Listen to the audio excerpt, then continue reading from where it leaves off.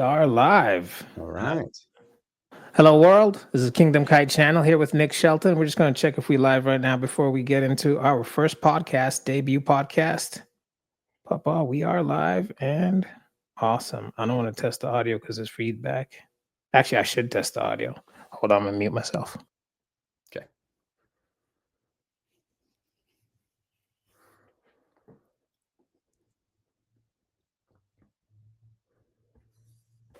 Yeah, that should be good. All right.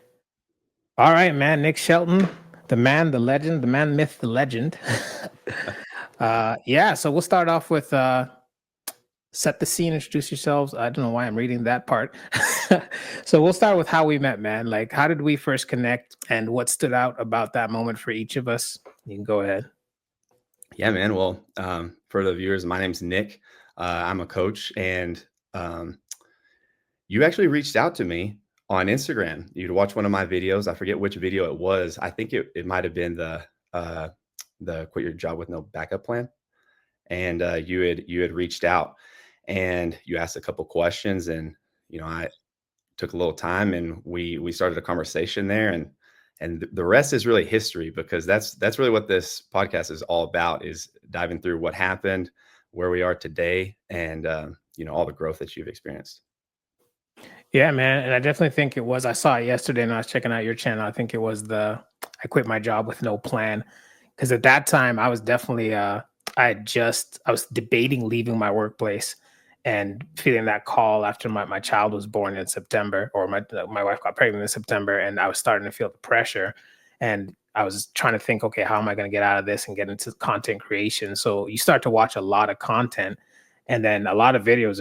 I came across a lot of videos about how to quit your job with no plan. And I'm like, oh my gosh, this is speaking exactly to what I'm trying to do. So then when I came across yours, I was like, oh man, this guy seems, he's got it. He's got the answers. So then I reached out on Instagram, and that's how we first connected with that first message. And the thing is, the big point about this and about you that I want to point out is a lot of people sometimes on social media, the content creators, it's maybe like one-on-one coaching, $40, $100, $200, $7,000. And it's like, you're the only person who really came through and gave that amazing advice, not asking for anything at all, just genuine, sincere. And I think that's what really stood out to me about you and about that whole thing, that, there's good people on the planet who still want to help people. Yeah, I appreciate that, man. I do coach people, but people will drop into my DMs with questions, or they'll leave them in the comment section. And I'm always happy to, give a little advice here and there. The tough part about it is you don't have a lot of time to build context there. So luckily for you, you were extremely concise about the situation you were going through. And you gave me a really good picture of, all right, this is what he's going through. How can we, get through this in the smartest way possible? So, kudos to you for getting straight to the point and telling me what the goal was, and making it much easier. So, I'm definitely on the side of the fence that there's always room for people to take that little bit of advice and run with it, because the vast majority of people that do come through on the comments, or they might DM me, they don't apply what I say. So it ends up, they just stay in that same cycle. But the major difference with you is that you went in full force and had full faith in what you wanted to do. And it worked out in the way that it should have, just because you did exactly what we're talking about. You didn't go in with a backup plan. There was no plan B. Yeah, for sure. And that's the truth. There wasn't really a plan B. And I think that's the scariest part about it. It's one thing to do something if you have a plan, a backup plan, a plan B, C, but it's another thing and this is where the God and faith part comes in. It's another thing to do something without knowing what is going to happen at all. And I think that's what it means when it says walk by faith, not by sight. Because if we had the sight, then that means we have a backup plan. We have the break in case of an emergency. But if it's literally do this, and that's what I felt was happening, because your message was really, it was so well said. It was like, this is why I think God worked through you, because it was exactly what I needed to hear. It was, all right, you gotta be a man. You're gonna have a kid for the first time. And it wasn't as harsh as I'm saying it right now, but it's like you do have to think about that and the important side about that. But here's this other side about what you're also trying to do. So it was the perfect thing I needed to hear. And deep down, I felt that call where it's like there was still that fear of, oh man, like, should I do this or should I take the safe route? Make sure my family's good and, for sure. But there was just that deeper calling from God where it's like, you got to trust me. I know it might seem like the craziest thing I've asked you to do, et cetera, but you've got to trust me. And that call was much louder than all the other voices. And that's why I ended up taking the jump. Yeah, well, if it helps, can you, if you're comfortable with it, do you mind kind of explaining the situation of what you're going through? Because I feel like a ton of people can relate to what you're going through. Based on what you told me, I'd seen that a similar situation so many times. Yeah, no, for sure. And I think for me, it was, and everybody's got a different kind of story and kind of where they were or are in that situation. I feel like I was just always working jobs that they paid, but they weren't really purpose, right? You always ended up, even if you enjoyed it in the beginning, you always ended up feeling like something was missing, something deep down was missing. And especially with society, what society thinks, what friends, family think, like, and even how I thought too. My version of thinking before this new walk with God was always like security, have a job. If you ever have a kid, make sure you never don't have a job. Like you are called to provide. Like you have to, you can mess up in other areas in your life, but do not be the jobless dad. Like you'll risk losing your wife, you'll risk losing your child, and people are going to look at you like a bum. And like there's all of those type of pressures. But Mhm. it was just, what it really kicked in for me was just, man, like, yeah, and as the more you watch content with so many people going through the same problems, the more it makes it real and the more shows you opportunity. There was so much content of people who either did the same thing, kind of like yourself, or people who actually successfully left the corporate world or the matrix, if you will, and became successful and made even more money than their jobs. So Mhm. I was like, I can't be the only person in the world who can't do this when there's so many people doing it, right? But I think it's really a mindset thing. And that's what I really love about your channel and your brand, the Mentality Lab. It's it is a mind thing. And really when it comes to God versus the devil, the biggest battle is in your mind. It is, man. You're so right on that. And the biggest thing is the beliefs that you have of what you just said. You get all these voices in your head from people that tell you, don't do this. You're going to put yourself in such a bad situation. You're going to lose your wife, your family, everything like that. And just being real, that is a possibility. But you can think of it in two ways. You can either take that chance on going all in and what it is that you feel called to do, or you can go the route that you've always been going. And let's be honest, you're giving 60, 70% at most to this job that you don't like.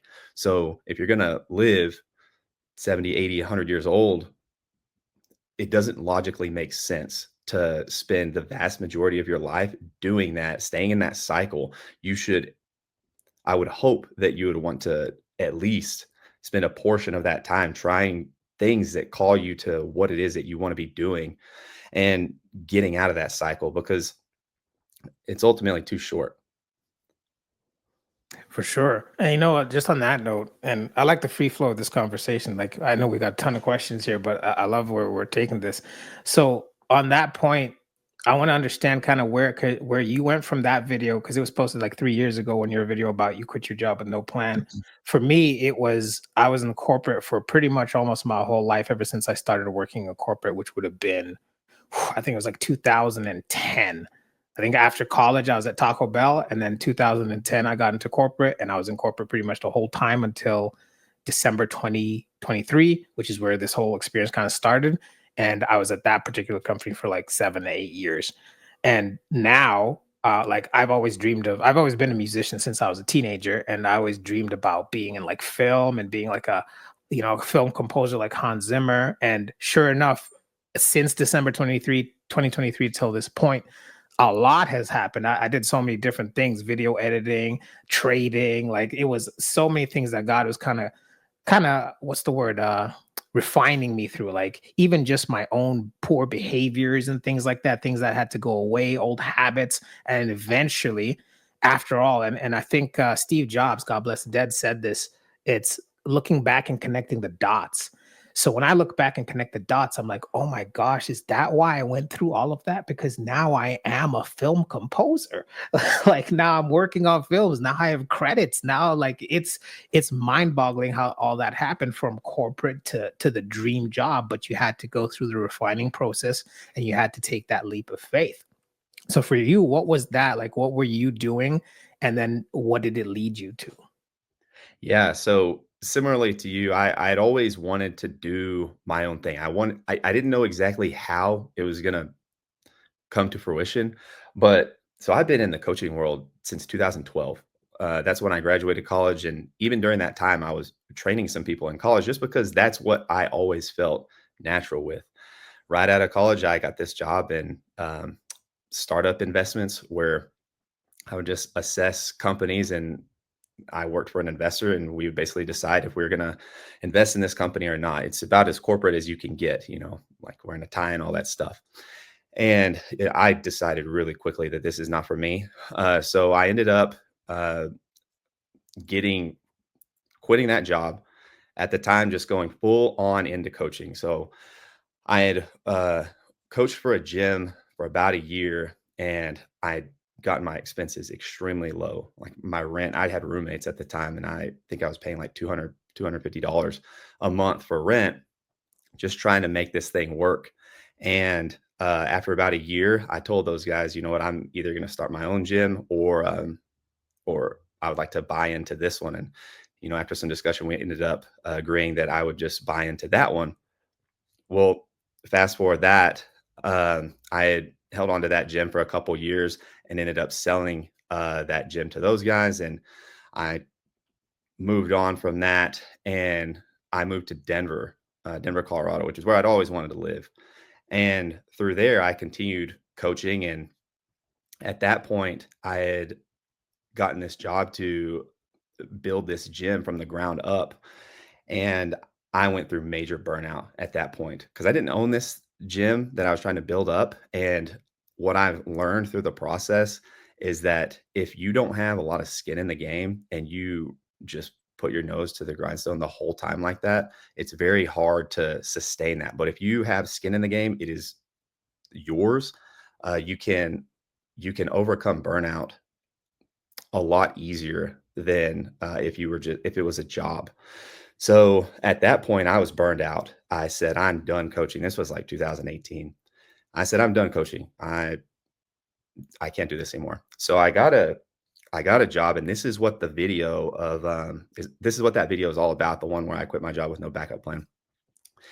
And I said, you know what? I'm going to get into the construction world. I like to use my hands. So I got this job doing project management for a real estate company, overseeing these major construction projects. And I did that for about 9 months, and it rolled right into COVID. So right about this 9-month mark, we go through that, and the whole role changed. So I was doing like, maybe 6 or 7 projects at a time, and they were big renovations. Well, they said, all right, your role has changed because people aren't investing like they were. So now I need you to do more property management type stuff. And in that position, it's not large projects at all. You get people that call you about, um, oh, my screen fell out of my window, or I have a light bulb out.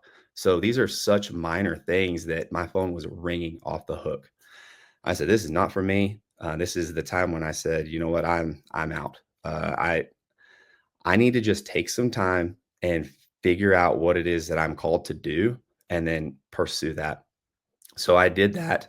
I had always wanted to start a YouTube channel since 2008, but I had went through like the same things that other people go through. I don't know what to say.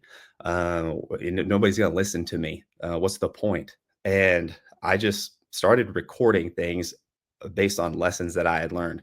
I'm really into psychology and how people think, your beliefs, your self-image, all that stuff. So I started to just talk about that and the concept of visualization and all these things. And it was super slow growth. And I had a couple of videos that did well. And throughout this time, I'm like still trying to figure out, okay, what is it that I'm really meant to do? And naturally, throughout all these years, I always find myself back to coaching people. And so in a roundabout way, I own a gym now, going on 3.5, almost 4 years. It was an existing gym. I had bought it from a couple of guys, and it's doing really well. We're growing. So it was, uh, it was kind of a full circle moment to do that. But yeah. Nice, man. Nice. And congrats in the gym. I know we've talked about it a little bit in the past, and congrats, to do something at that level is huge. Um, and yeah, like your channel, you've got thousands of subscribers. You're definitely doing currently way better than I am. I've been up and down with the YouTube. I'm still trying to figure out that path. But yeah, you got thousands of subscribers and you got some great videos there. And they definitely fall into what you're discussing, which is like, and that's why I love listening to them, because it is that mindset thing when you're just have AirPods in or you're listening, you want to listen to something in the background. Strengthening your mind is just, I find, the one thing I spend the most of the time doing, because a lot of this, a lot of what we do, content creation, or even just trying to do what we're doing, whether it's building your own gym, leaving a job, fulfilling your purpose, you got to get your mind right. If your mind, and you touched on burnout, and I've hit some burnout points for sure. And burnout is a very real thing, because I think the thought for me was like, when you leave your job, you're going to do what you love and it's going to be easy. Oh And yeah. it's like, nope, you find that out very quickly. Like the amazing thing I found is that you end up working way more, but it's a different type of work. It's a different type of joy. I think the dopamine you get is different, because when you're at a job you hate, 9 to 5, traffic, whatever, you'll do 8 hours, but you'll feel like you've lost almost your soul. But then when you're doing what you love, you could do 12, 13, whatever, you'll feel tired. And if you do that consistently, you'll burn out. But you'll be able to, get some rest, take a day off, jump right back into it like nothing happened, and you're back at it. And I found myself working harder than I ever have, being tired, and on top of having a newborn or toddler, it's like there's time there with the family, and then you also have to work. But I think it would have been worse if I was at the job I hated. But when I'm doing what I love, I think it's that purpose thing. When you're exactly where you need to be, then God shows up and gives you the strength when you're weak and the direction when you're lost. And it just makes sense if you just persevere and you just don't give up. And I think that's what's so important to anybody watching, from what you did, and then what it led me to eventually do, and what so many people are trying to do. It's you want to get your mind right, because what I found was a lot of refining came in that. For me, for you, I think you can let me know how long it was from that corporate point till you feel like you finally had made it. Like it's always ever going, but like time wise, 3-4 years, however it was. For me, it was about December 23. So we're talking about a year and a half ish. We're probably at a year and a half ish right now. But in that time, a lot of refining, like letting go of habits that just are not going to help you, things that are slowing you down. Fitness is a huge one too. As a coach and a gym person, fitness is huge. Sleep, diet, having a schedule, having a plan, just being consistent, like all of these things. So, how long was it for you from, let's say, corporate world to I've achieved what I've wanted to achieve and now I'm building it? Yeah. So my path to this is kind of interesting because I told you that I had, left that job and got back into coaching. Well, at the time, I was, basically restarting again with the coaching. So I had to get some type of work. So I got a job doing some content creation for a startup company. And when I basically built this gym all part time while working that job. So this was all on the side, and it was like extremely early mornings, waking up at 4 a.m., not getting done till like 8:30 or 9, and doing things in between. And the biggest thing that kept me going during that time is the concept of delaying gratification. So it's like you put in the work today to get the rewards a year or 2 years from now. And a big reason why I stayed in the position doing that for so long is because if I didn't get into a situation where I could purchase that building, that gym was going to go away. Some things happened, and I could elaborate on this in another time. But the building, I had been leasing it. It actually went into foreclosure. The owner was not paying the note. So I was notified probably a month after I had purchased the entire business that, hey, this building is likely going into foreclosure. And it did. And in order, like if you guys know how, notes work with the bank, you have to look good on paper. And a lot of times, unless you're not, just crushing it in the entrepreneurial game, they don't like lending to entrepreneurs unless you are just very, very profitable and and have a lot of cash to back it up or assets. So keeping that job helped me stabilize my income to the bank. And they said, "Oh, okay, this guy's very safe and he looks good on paper there." But as far as I would say being able to see these things through the burnout and all of that is that delaying gratification, because a lot of times, especially in the world we live in, we want that, quick hit of, like you mentioned, dopamine and things like that. And if you can strengthen yourself enough to avoid falling into that trap, it's, I mean, there's really limitless possibilities in what you can do. 100%, 100%. And on that subject about delayed gratification, I've actually been thinking about it a lot because there's so many things. Like the Lord delivered me from THC last year through this process, this refining process I was going through. I was delivered from THC. I was, I mean, maybe on another podcast I'll talk about the depth of that one. I But remember we talked about that a little bit. yeah, so the fact that I think it was October, early October, I think the start of October last year. So I'm almost at like October, November, December, January, February, March, April, May, like 8 months, which is like it's like a lifetime for me. And what that does, because it was really just comfort, and I found that with many vices, whether it's alcohol, video games as well. Like now that I'm on this purpose, like it's like I'm what's the term straight edged again. And I was straight edged most of my life, and then I don't want to say most of my life, but a certain period in the beginning of my life, and then 20s things happen, and then after now I'm back at it. And it's just I think when the what I found, definitely the delayed gratification thing, like doing work, especially even just like right now, like I'm working on a lot of films and things like that. But it's like some of them, I think most of them, if you will, if not all of them, I'm not even getting paid. And part of that, I think money is also something that if you learn to delay the gratification of money, then for me, something magical happened where I'm like, I stopped chasing everything, the comfort of vices, the comfort of pleasures, and to the point of the comfort of money. And I think there's something to be said about that when God says, like, seek the kingdom of God first, and then all of these things will, come onto you.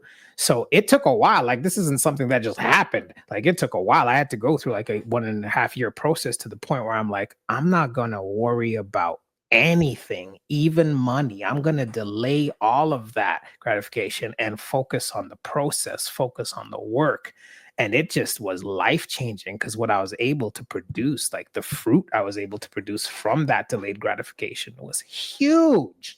And the time you free up too, because we lose a lot of time, including social media. That's a form of gratification. It's another vice. If you're scrolling, you're just kicking in that dopamine. Like I feel like the dopamine doesn't necessarily just have to be from vices.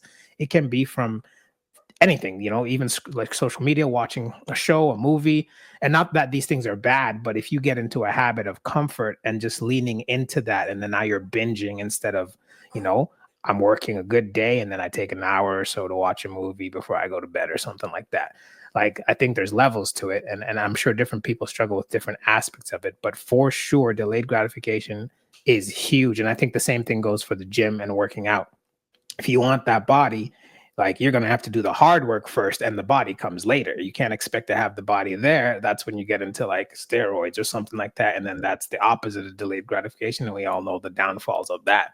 So for sure, great point on delayed gratification. And it is, for the people who find it difficult, it's not the easiest, but once again, it's all a mind game. If you can get control of your mind, you'll realize how easy it actually is.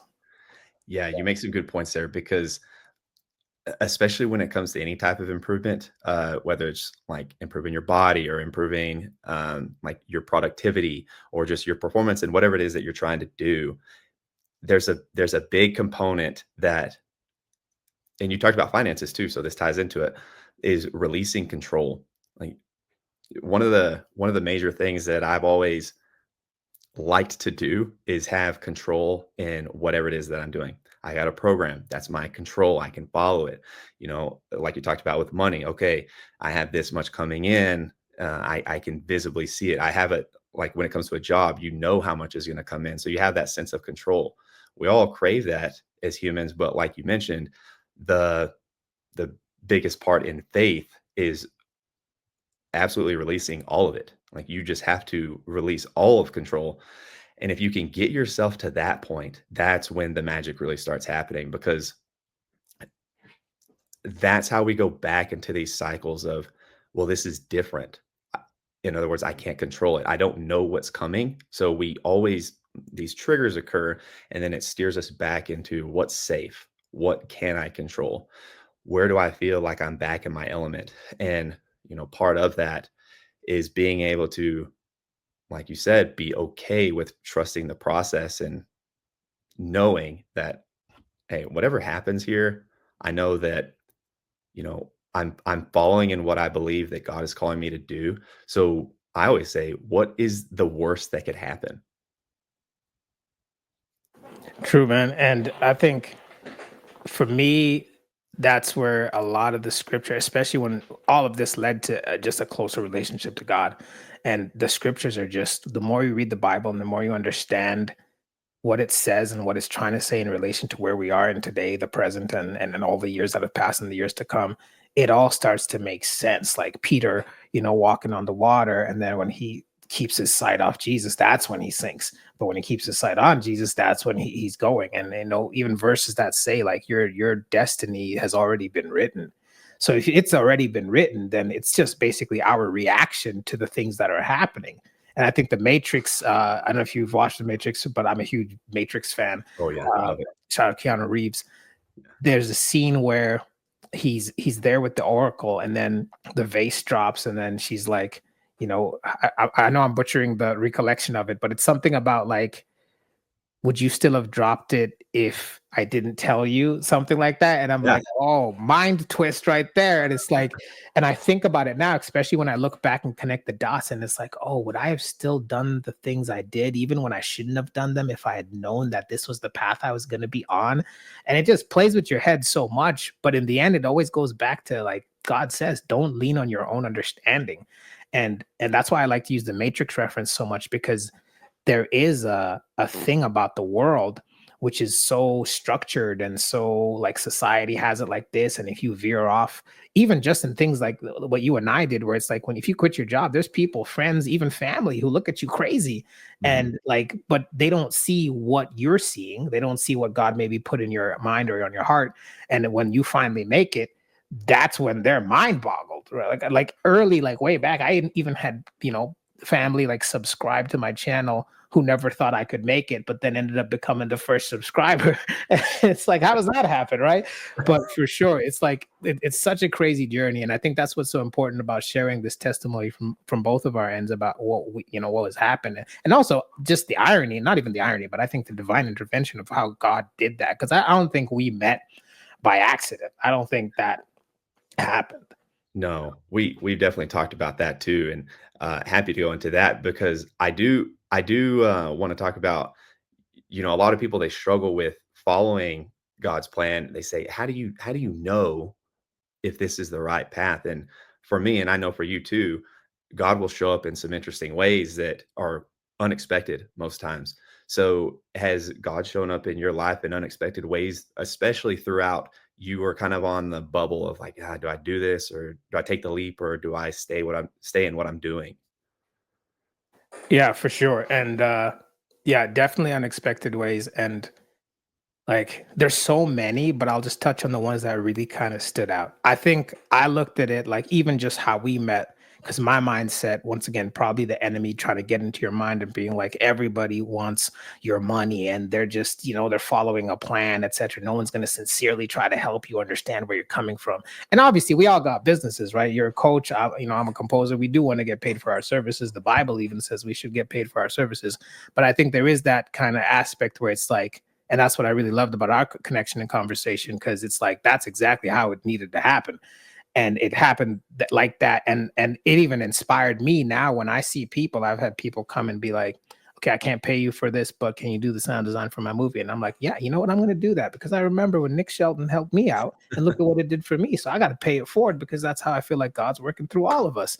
And so I think for me, there was the one, I don't know if you saw it. I don't know if we were talking when I had my old TikTok, but during the solar eclipse, there was a cross that showed up in the sky after, just in front of our house, just right here where I'm looking in front of my sky, just out my studio window. And there was a cross that showed up in the sky, and I posted it. And the spiritual warfare that came from the comments was incredible. So I thought that was heavy, just the fact that there was a cross and the reaction of the people. So that was a sign for me. The biggest one, I think, there was a couple. So when I joined cinematic composing, which is a film composing school online with Mark Giovanni, when I joined that, I was listening to some, I like to think of them like, I guess there's people on YouTube who do like prophetic stuff, or they faith-based, and they talk like that. And the name of the course was Momentum. And then one of these people I was listening to was talking about, all right, you're in this place and now you're building momentum. So I was like, whoa, you know what? I might be overthinking it, but I like to look at certain things like that and picture them as signs. But then the biggest one for me, when I was in that type of period where I was still figuring out which one is it, because I was doing so many things: video editing, content creation, trying to become a composer, trading. Well, I was doing too much. It got to the point where I was doing too much. And then one day there was an email, and it was from the Phil composing stuff. And I saw a cross at the start of the email. And I'm like, all right, like, what are we trying to say here? Now, later on, and I think I have this here, I can pull this up. So these are mixers that we use in our composing. So really, it was a little emoji of the mixer up at a certain point. So then the line looked like that. And then the cross, which would go through the middle, would be the top of the mixer. So that's what the icon was. But I think God was kind of winking at me with that, because I saw a cross. I didn't see the mixer until later and connected the dots. But sure enough, and this was way before I even ended up in the depth of what I'm doing right now. So I saw it and I was like, all right, I'm going to keep pursuing this. And then eventually, way later, it came together. So for me, those were definitely the signs. And just the fact that a year and a half and just not having to go back to the corporate world or a 9 to 5, still surviving by the grace of God. Obviously, there's other things that played a part, like savings, or my wife and her, she's on mat leave, so just getting the money through mat leave. But just even the little ways God showed up financially in provision, like he says, if he blesses the lilies, how much more does he love you? Like when you just are in a corner and you're like, oh my gosh, I think this is the time where we have to panic and we don't know what's going to happen. And then once again, he shows up again. It's like, but it's just getting yourself to that place where you just got to get to a place where you're just, like you said, release complete control. Like there's been a lot of control release in this journey for me.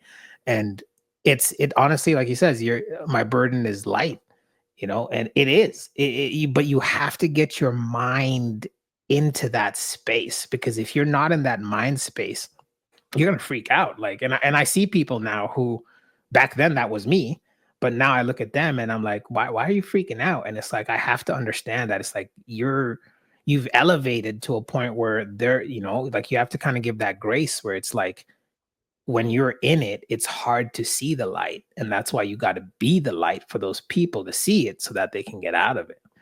But how about you? What kind of big signs do you think popped up on your journey?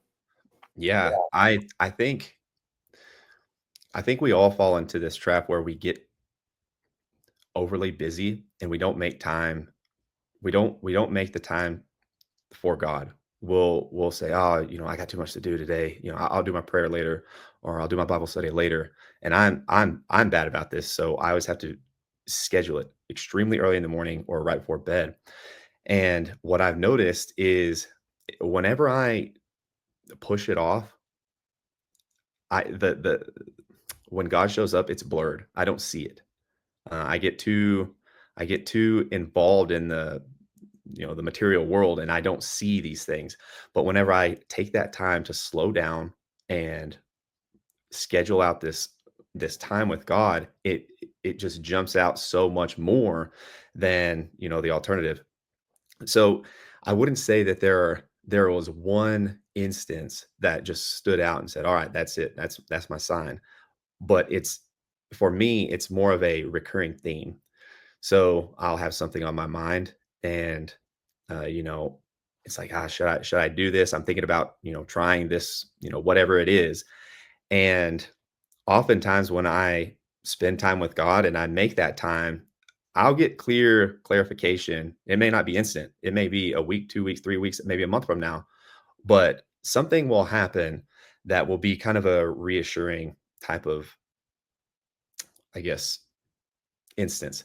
So for example, I had mentioned I've been into psychology since I was a young kid. I used it in sports first because that's all I did when I grew up. So for the longest time, I'd always thought, man, I want to really teach the concepts of psychology, especially sports psychology, to the broad world. Make this a concept that is very understood, where you can use these same ideas and implement them into your everyday life outside of sports and still get major success from it. So I've been brewing on this for a long time, at least a decade.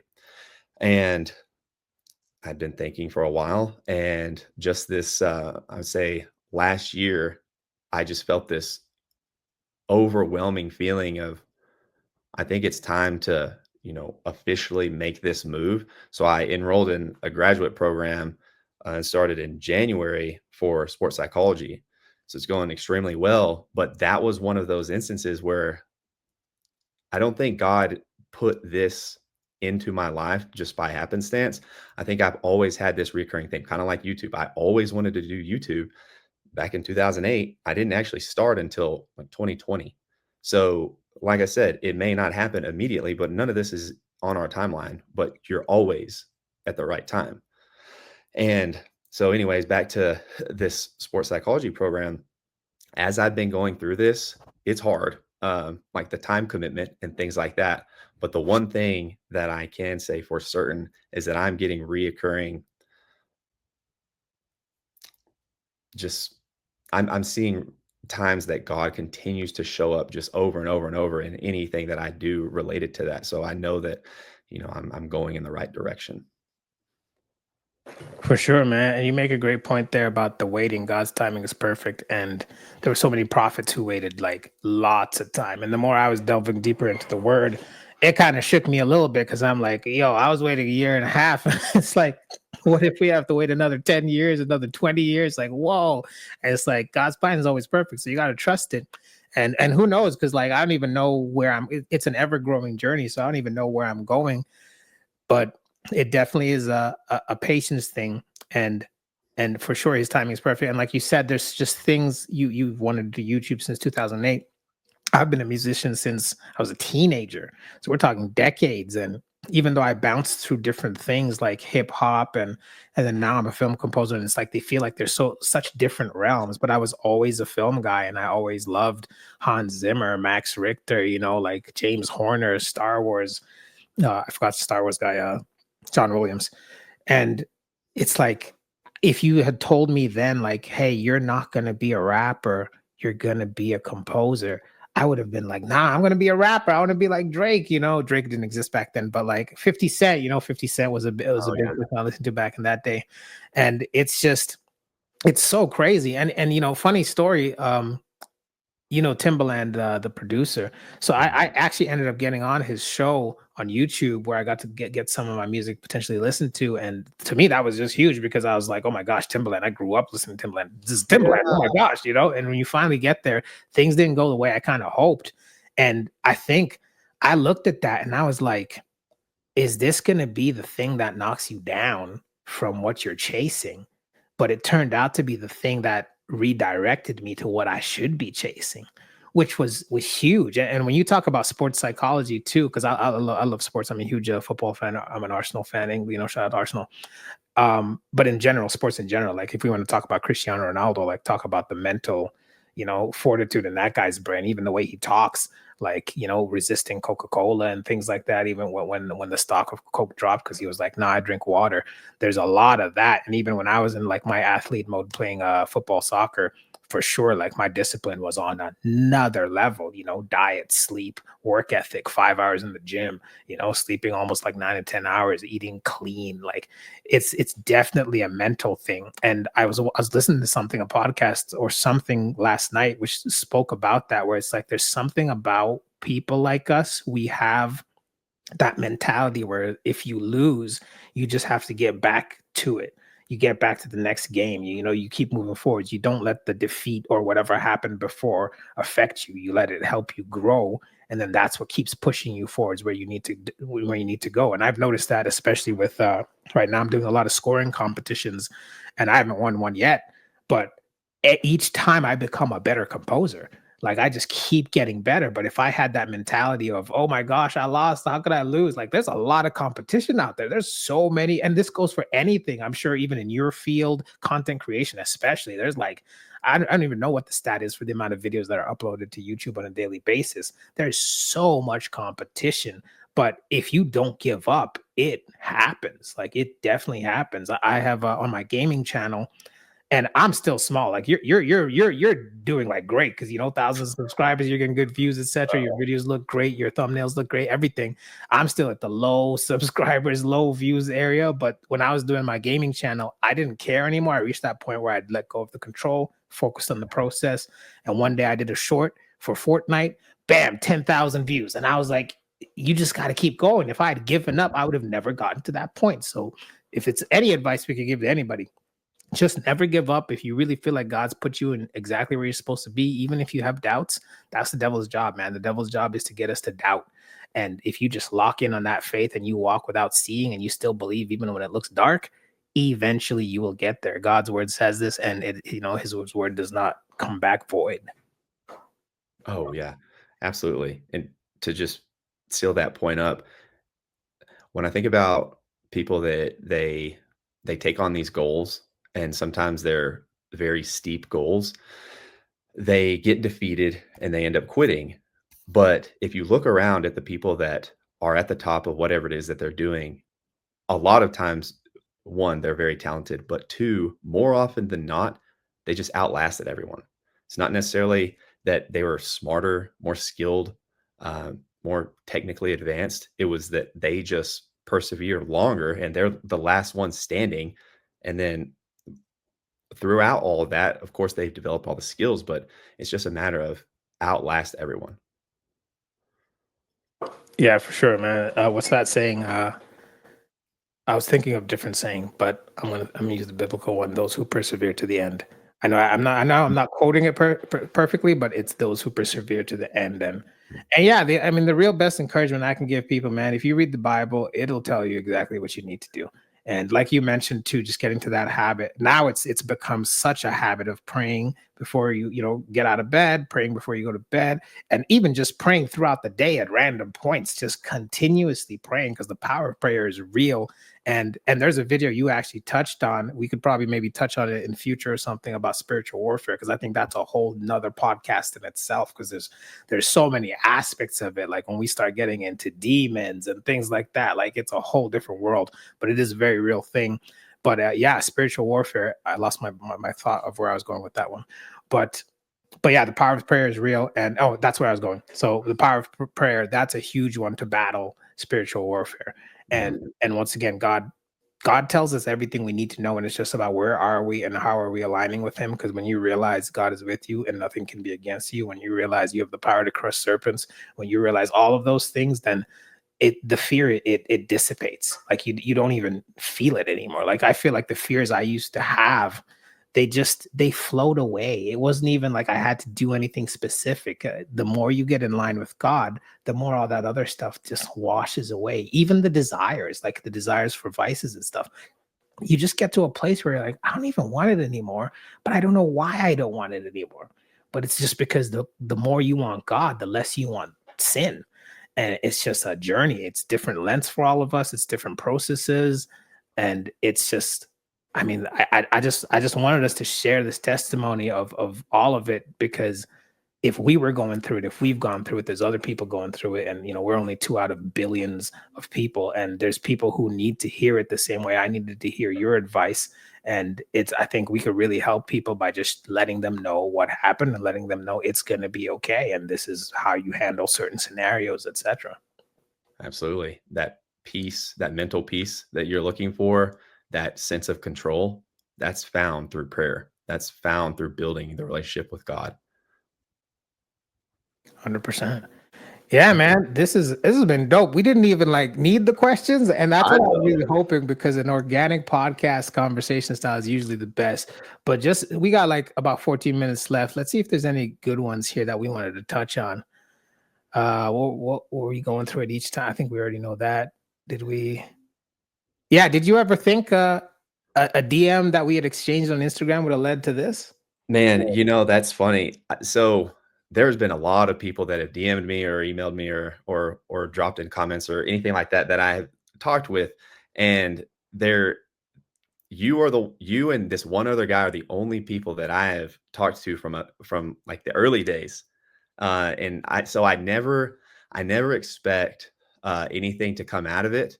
I always hope that the conversation that we have, maybe 5 years from now, you can come back and say, hey man, this is what happened. I did it. And just like you, and look at where things are going. But man, to keep in touch how we have since that conversation has been awesome. It's just been like, I've had a front row seat to see your growth, and that's been huge. Yeah, man, that's definitely been dope. I wouldn't have said I'd have thought about it that way too. And even just in general, a lot of what's happened to me still feels like living a dream. Because the matrix, the corporate world, was one way of living and thinking. Everything else has just been a dream now. I've come across and they're not celebrity level people, but even when you just meet someone who's got 250,000 subscribers, and then you're on a talking basis with them, and you consider yourself friends, and it's I never thought I'd be at this space, right? But then I also like the humanizing of it too, the veil that drops. And this goes for celebrities and anybody really. We're all human. We're all just different people doing different things at different stages of our lives. And when that veil drops, I love that, because then it just shows the God in people. It just shows different characters of people. And yeah, I've met a lot of amazing people, but for sure our relationship is one that sticks out. And I think it's only going to keep growing. And the bigger we both get in our fields and whatever, I'm never going to forget Nick, right? If Nick ever needs anything, you just holler at me. You know what I'm saying? If I can do it, I will do it, because I really like to remember people who are sincere, people who truly live out God's word the way you do. And I think that's very huge. And that's why I love what you're doing. And I'm always going to promote your material. And it's at Nick Shelton on YouTube too, right?